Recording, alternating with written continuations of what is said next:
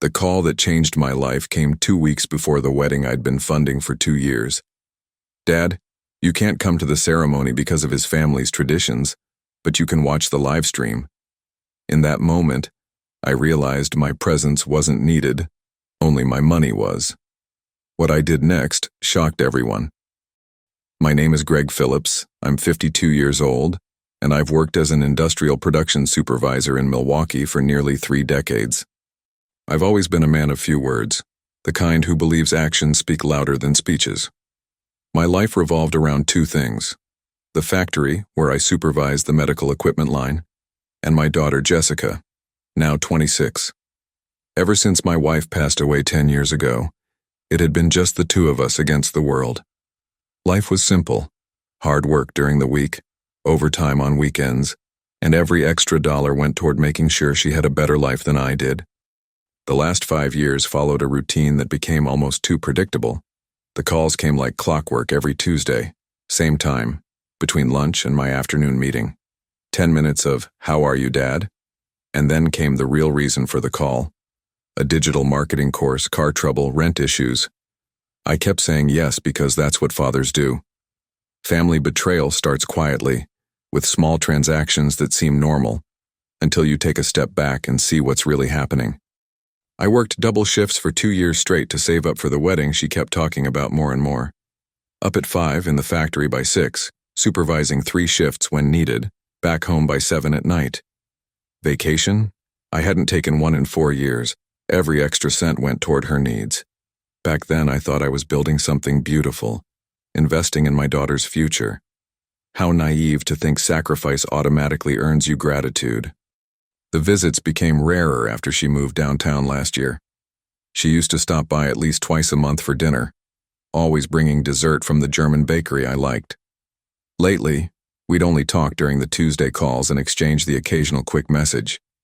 When Hunter Clark came into her life 8 months ago, even those calls started feeling colder and more to the point.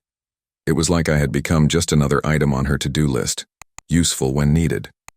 When sacrifice goes unnoticed, you keep sacrificing, thinking someone is paying attention. Hunter proposed back in March, and ever since, she seemed to be living on another planet. The tone of her calls changed. Now she talked about venues, photographers, wedding dresses that cost more than 2 months of my salary. I kept saying yes to everything, thinking that was fatherly love. But there's a painful difference between being valued as a father and being useful as a financial provider. A lesson I was about to learn the hard way. The message came on a Thursday at 2:15 p.m., right in the middle of a meeting about the new safety protocols. I saw the notification on my phone, and although I expected something unimportant, something made me look at the screen. It was from Jessica. "Dad, I need to talk to you about the wedding. It's important." My heart tightened. I tried to convince myself it was just a last-minute change. How naive of me to think that. I got home early, anxious about the missed call. When I picked up, I heard a different voice, more formal. "Dad, Hunter's family has traditions we need to follow." That word, need, cut like a blade. It wasn't a request anymore. It was a decision that quietly left me out. My expectations started to crumble right then. What came next was a hard blow. The ceremony would be limited to direct relatives only, due to a Clark family tradition. The words "father excluded from daughter's wedding" echoed in my mind as she explained that I'd be watching via livestream. What was supposed to be a joyful moment turned into a cruel reminder that my physical presence was unwanted, but my money was still essential. The sentence that hurt the most was the simplest. "You understand, Dad? It's because of their traditions." I, who had worked overtime for 2 years to pay for the wedding, was now an invisible guest. The shock didn't make me yell. Just a cold silence took over my mind. The idea of silent revenge through financial control hadn't taken shape yet, but a very dark seed had started to grow, even if I didn't realize it then. After I hung up, I sat in the kitchen staring at our wedding notes, budgets, vendors, timelines, all planned by the 2 of us. Only one thing was missing: my presence. That same night, sleep was impossible. I dreamed of production parts vanishing from my hands, symbolizing the emptiness I felt. From that moment on, nothing would be the same, and I was about to find out just how much. I stayed up all night, not out of anger, but because of a cold clarity I had never felt before in my life. Sitting at the kitchen table, I grabbed a pen and started making a list, something I used to do when solving complex problems at the factory. The first line I wrote was simple: Jessica needs my money for the wedding. The second line cut even deeper: Jessica doesn't need me. The math was clear, but accepting that reality was a completely different story. The next morning, I arrived at the factory with a calmness that Tom, my electrician co-worker of 15 years, immediately noticed when he saw me. "You look different today, Greg. Did something serious happen at home?" I told him about the wedding, about the exclusion disguised as a family tradition that left me out of the ceremony. Tom shook his head in disbelief. "Man, when someone treats you like a human ATM, you've got every right to cancel the card." Tom's phrase echoed in my mind. When a man steps away after being used, those words took on a new meaning for me. During lunch, I called First National Bank, where I'd had my account for exactly 20 years. "Good afternoon, I'd like to talk about some scheduled transfers I have set for the end of the month." I explained that I urgently needed to review the scheduled payments for my daughter's wedding vendors. The manager gave me the full financial breakdown: $15,000 for the catering, $8,500 for the professional photographer, $12,000 for the event venue. Numbers that represented entire months of overtime and weekends sacrificed working. That afternoon, I returned home with a strange sense of control I hadn't felt in many years. It wasn't about personal revenge, it was about dignity and self-respect that I had lost over time. A father recognizes his true value when he stops accepting emotional crumbs in exchange for unconditional, limitless financial generosity. She had made her choice based on what was convenient for the groom's new family. Now it was finally my turn to make a choice based on what was fair and right for me. The hardest decision wasn't canceling the bank transfers. It was accepting that the man I had been for 26 years had symbolically died during that Thursday phone call. I looked at the photos of her scattered across the fridge, from childhood through the college graduation I had fully paid for on my own. In every important photo I was there: graduations, birthdays, academic and professional milestones. But apparently my presence on the most important day of her life was completely negotiable, while my money remained essential. That same night, I slept deeply without nightmares or financial worries tormenting me. I didn't dream of parts disappearing from my hands on the production line. I dreamed of an operation running perfectly. When sacrifice goes unnoticed for so long, you find that silence can be the most eloquent answer of all. And I was fully ready to show just how loud my silence could speak when the time came. The day after that Friday, I decided to stop by the office of the wedding planner Jessica had hired, Elegant Affairs, downtown Milwaukee. I had no intention of causing problems, I just wanted to better understand the details of the event I was funding, but wouldn't be able to attend. The receptionist, a friendly young woman named Sarah, recognized me immediately from previous meetings. "Mr. Phillips? So good to see you. Here for the final guest list adjustments?" That innocent question planted the first seed of suspicion in my mind. "Guest list?" I repeated, trying to sound casual while feeling something strange forming in my stomach. "Actually, I just wanted to confirm a few details about the live stream we'll be doing." Sarah frowned, clearly confused by my question about something that should have been obvious. "Live stream? I'm sorry, Mr. Phillips, but there's nothing about a live stream in our records. The ceremony was going to be in person, with 120 confirmed guests attending the wedding I was paying for. I asked to see the guest list, claiming I needed to check a few names for Jessica. Sarah hesitated for a moment, but since I was officially the father of the bride and the one signing the checks, she showed me the document. My eyes scanned the names: her co-workers, college friends, distant relatives I barely knew. The Clark family filled 2 entire pages: uncles, cousins, business associates of Hunter's father. It was proof that toxic families reject loyal fathers when everyone else is considered worthy of being there, except the one actually funding everything. I left the office with a nauseous feeling that had nothing to do with bad food. On the way back, I stopped at a small cafe where I used to take Jessica when she was a child. Sitting at the same table from another time, I called my brother Paul, who lives in Chicago. Paul, I need to tell you something and I want your honest opinion about this whole situation. I explained the wedding, the exclusion, the discovery about the guest list. It all came pouring out at once. On the other end of the line, I heard a long silence before the answer I didn't want to hear. Greg, this isn't about family tradition. This is pure and simple shame. Paul explained with the brutal honesty he's known for. They want you out because you don't fit the image they're trying to present to the guests. Factory supervisor didn't pair well with financial consultant and socialite Milwaukee family. The family betrayal wasn't just Jessica. It was an entire system using me like a personal ATM. That same night I couldn't eat dinner, thinking about everything I had uncovered.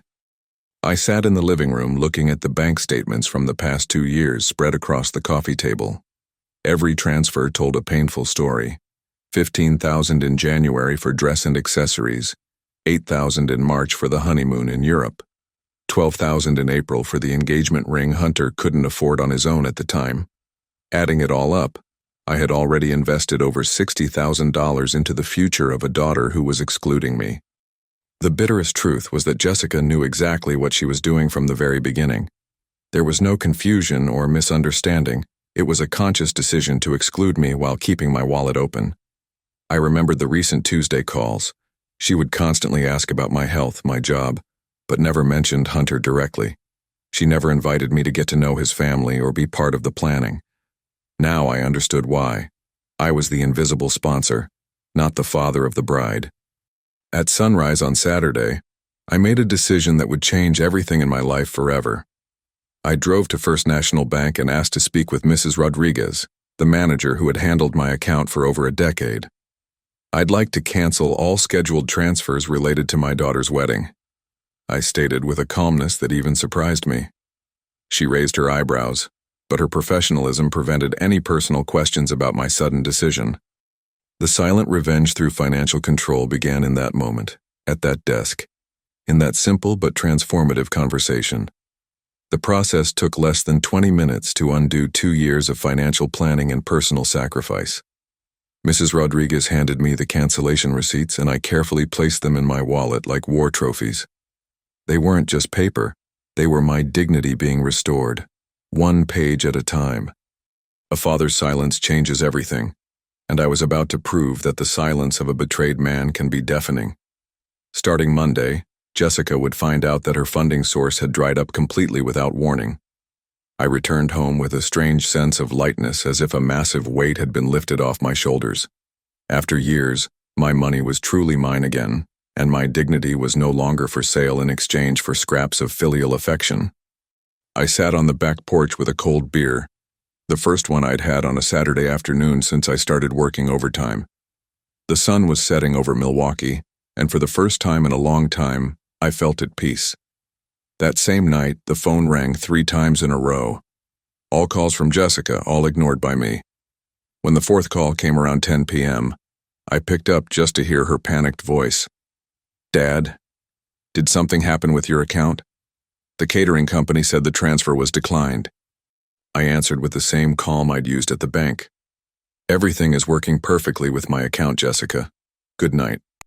I hung up before she could say anything else. The emotional story of silent revenge had officially begun. Sunday was the quietest day I'd had in my entire life of putting others first. No emergency calls, no last-minute transfer requests, no financial crisis to fix alone. I read the entire newspaper for the first time in months, watched a baseball game on TV. When sacrifice goes unnoticed for so long, you forget what it feels like to live for yourself. Sitting there in my backyard, eating a steak I'd bought with money that was finally mine, reminded me of a fundamental truth. My happiness didn't depend on being useful. Monday arrived with a different feeling, as if the air around Milwaukee was lighter. I woke up at 5 a.m. like usual, but this time it wasn't the alarm that got me out of bed. It was a strange energy I hadn't felt in years. I made my breakfast slowly, savoring every sip as I imagined the phones that would soon begin to ring. That day, Jessica would find out that decisions have consequences, and I was surprisingly at peace with what was about to happen. The first call came at 8:20 a.m., right in the middle of the weekly production meeting. I saw Jessica's name on the screen and let it ring until it went to voicemail. The second call came 10 minutes later, and the third right after that. Tom, who was sitting next to me at the conference table, noticed my complete calm. "Someone's really trying to get a hold of you," he whispered. I replied with nothing more than a serene smile. "Let it ring. If it's truly important, they'll leave a message explaining what it's about." By lunchtime, I had 17 missed calls from Jessica and 3 voicemails I chose not to listen to. Instead, I walked over to the small park near the factory and sat on the bench where I used to eat my sandwich when I needed to think. The phone rang again, and this time I answered just to hear the panic in her voice. "Dad, please tell me what's going on. The caterer canceled the contract, the photographer couldn't confirm the payment." A father reclaims dignity and peace through silence, and that's exactly what I was experiencing in that moment. "Jessica," I said with a calm that even surprised me, "you told me I wasn't needed at your wedding, so I decided my money wasn't needed either." There was silence on the other end, as if she were processing that her words had finally met their natural consequences. "But Dad, you can't do this. The wedding's in 2 weeks. Her voice was cracking, desperate. "I can do anything I want with my own money, Jessica." After that conversation, I hung up the phone and put it on silent mode for the rest of the day. I went back to the factory with a peace I hadn't felt in decades, and I supervised the afternoon production with more attention to detail than ever. My co-workers commented on how different, how lighter I seemed. "You look 10 years younger today, Greg," said Maria, the afternoon shift supervisor. Silent revenge through financial control wasn't about destruction. It was about restoring the balance that had been lost for years. On Tuesday, I got an unexpected call. It was Hunter, the groom, for the first time since I met the couple. His voice was tense, clearly uncomfortable with the situation they now faced. "Mr. Phillips, I think there's been some misunderstanding about the wedding financing." I cut him off before he could continue. "There's been no misunderstanding at all, Hunter. You decided I wasn't suitable to be present at the ceremony. The transaction was clear. My money in exchange for an invitation that should have been a given." What Hunter said next revealed even more about the character of that family. "Mr. Phillips, maybe we could talk about your participation in the ceremony. I'm sure we can find a solution that works for everyone." The negotiation was on the table, my dignity in exchange for funding. "Hunter," I said, "dignity is not negotiable. When you excluded me, you made a decision about my value in Jessica's life. A father's silence changes everything, and they were learning that in the most direct way possible." On Wednesday, Jessica showed up at the factory, something she had never done in 26 years of life. The receptionist called me, nervous. "Mr. Phillips, there's a young woman here saying she's your daughter and that she needs to speak with you urgently." I went down to reception and saw her there, red-eyed and disheveled, clearly sleep-deprived for days. "Dad, please, can we talk? Just 5 minutes." I agreed to talk, but not at the factory. I suggested we meet at the cafe we used to go to when she was a child. At the cafe, Jessica tried every possible strategy. First came the tears. "Dad, you're ruining the most important day of my life." Then came the promises. "I promise you'll have a special place at the ceremony, right in the front row." Finally, the veiled threats. "If you don't help me now, maybe it's best we don't stay in contact anymore." Every word confirmed I had made the right decision. "Jessica," I murmured, "you already decided you didn't need me in your life." When I walked out of that cafe, I knew our relationship would never be the same. But after all these years, I was okay with that. The emotional story of silent revenge isn't about hurting people. It's about teaching that respect is a two-way street. I went back home that night, made a simple dinner just for myself, and watched the sunset from the porch. The silence of my phone that night was the most beautiful music I had heard in decades. The next 3 days were a whirlwind of desperate calls and pleading messages.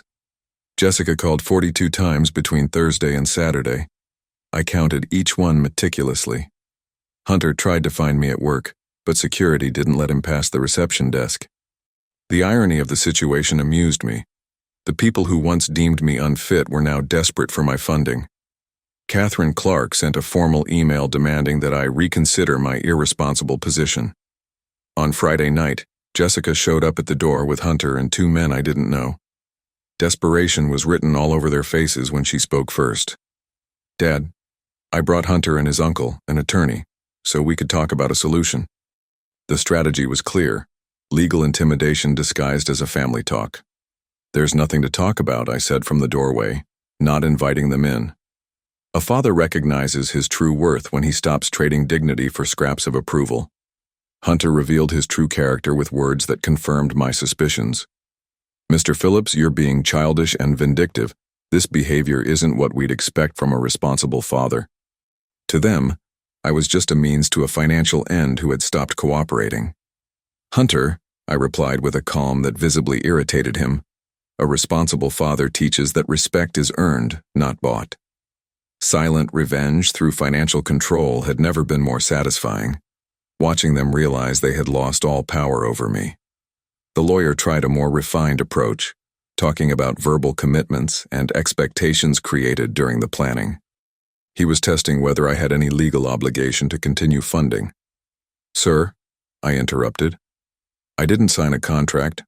I made no written promise, and I've changed my mind about my money." His expression confirmed they had no legal ground. "Now, I've got a pizza in the oven and a game waiting."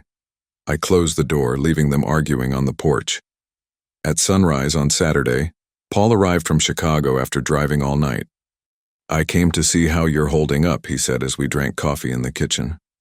I told him about the intimidation attempts, about the strange peace that was growing inside me. "Greg," he said after a long silence, "you did the right thing. It took time, but you did." His words meant more than any plea or threat I'd heard all week. Paul stayed until Sunday night, bringing the sensible mail company I needed. We talked about childhood, about how our father would have reacted, about future plans that finally included my own desires. "You know what impresses me the most?" he said while making dinner Sunday. "You're not bitter or angry. You're at peace with yourself." I realized that a man doesn't walk away after being used out of destructive rage, but out of self-respect that's finally awakened. Monday brought Jessica's final official attempt, a long email with elaborate apologies and a calculated proposal. She would include me in the ceremony, give me a special role, even let me give a speech at the dinner. In return, I would cover the simplified wedding, $45,000 instead of $60,000. I read it twice, then deleted it without replying a single line. When sacrifice goes unnoticed for so long, you start to recognize financial calculations disguised as filial love. On Tuesday, Tom told me Jessica had come by the factory but didn't come inside to talk. She stayed in the parking lot for 2 hours, sitting in her car, waiting for me to show up for reconciliation. I felt compassion, not for the manipulative adult she had become, but for the sweet girl she once was. It was proof that toxic families reject loyal fathers, but sometimes teaching that actions have real consequences is the most loving gesture possible. It was a hard lesson, but a necessary one for both of us. Wednesday brought Jessica's final ultimatum in a short, direct message. "Dad, if you don't change your mind by Friday, I'll accept that you don't love me anymore." It was pure emotional blackmail disguised as a desperate ultimatum from a broken heart. I responded just as simply, "Jessica, I love you unconditionally, but true love doesn't mean accepting disrespect." I never got a reply, and it was a final relief I hadn't expected to feel. On Thursday night, sitting on the porch with a cold beer, I reflected on the most transformative weeks of my life. A father's silence changes everything, including the man who consciously chooses silence as his response. There was no anger in my heart, no thirst for revenge, no deep sadness. There was powerful peace, the kind that comes when you stop begging for the respect you deserved all along. The wedding would happen Saturday without me, and without my money. 3 months later, my life had found a rhythm I hadn't experienced in decades. I woke up at 5 in the morning not out of obligation, but because I was finally sleeping well and waking up rested. Weekends were mine again, no emergency calls, no financial crises to solve. I started going to the fishing club Tom always recommended, and I rediscovered the pleasure of reading an entire book. A father reclaims dignity and peace through the presence of truly free choices. Paul visited once a month, strengthening our relationship in an unexpected way. "You look 10 years younger," he said during one visit as we grilled in the backyard. I had lost weight, my blood pressure had normalized. Even my co-workers at the factory noticed the positive change. "It's amazing how calm you are," said Maria, the afternoon shift supervisor. A man recognizes his true worth when he finally stops carrying emotional burdens that were never his to begin with. I heard the wedding happened on a much smaller scale than originally planned. Just close relatives from the Clark family, a few close friends, a simple ceremony in the backyard of her parents' house. I felt a twinge of something that wasn't sadness or satisfaction. It was melancholic peace. Jessica had made her choices, I had made mine, and we were both living with the consequences.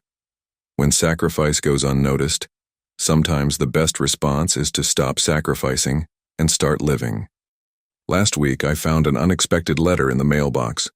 It was from Kevin, my nephew, thanking me for the financial help with his engineering degree. "Uncle Greg," he wrote, "your generosity changed my life. I hope to give back, not just to you, but to someone who needs it." The emotional story of silent revenge sometimes reveals that true victory isn't in punishing those who didn't value us, but in discovering who truly deserves our investment. And now, I'm speaking directly to you. Yes, you, the one who stayed with me through this journey. Have you ever gone through something like this in your own family? Felt betrayed by people you should have been able to count on, or discovered that your true strength only showed up when you chose to follow your own path, even after being disrespected? Share your experience in the comments. I want to hear how you dealt with family disrespect, and whether you've ever had to prove your worth to people who should have supported you from the start. Maybe you've also learned that a father has to recognize his true worth in order to reclaim his dignity. If my story resonated with you in any way, don't forget to subscribe to the channel and turn on the notification bell. Every day, I share real stories from people who turned situations where toxic families rejected the ones who supported them the most into opportunities for personal growth, through perseverance and the courage to set healthy boundaries. Just like I learned that the most silent and powerful revenge is simply reclaiming my dignity and living in peace with myself, you too can discover that your true strength doesn't come from the approval others withhold, but from your ability to create a life that honors your own values and earns your self-respect.